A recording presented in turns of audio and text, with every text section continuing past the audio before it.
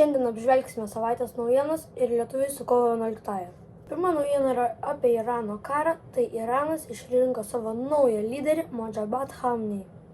Irano karas jau vyksta 12 dienų ir jūs tiesiog pasižiūrėkite tuos vaizdus, kas yra Tehrane.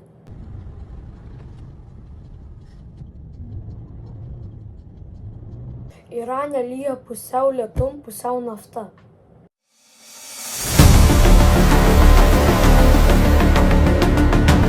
Amerikai Irano karas per dieną kainuoja beveik bilijoną eurų.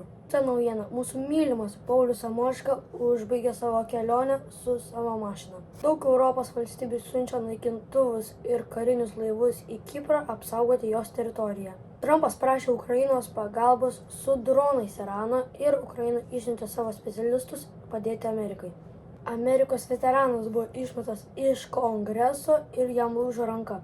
No one wants to fight for Israel! Vilniuje nerimi nuplaukė žinomas Vykolio namas. Ruginienė su šeima vyko pas popiežių už mokesčių mokėtojų pinigus. Ir jei patiko mano turinys, pasubscribink ir palaikyk mano video.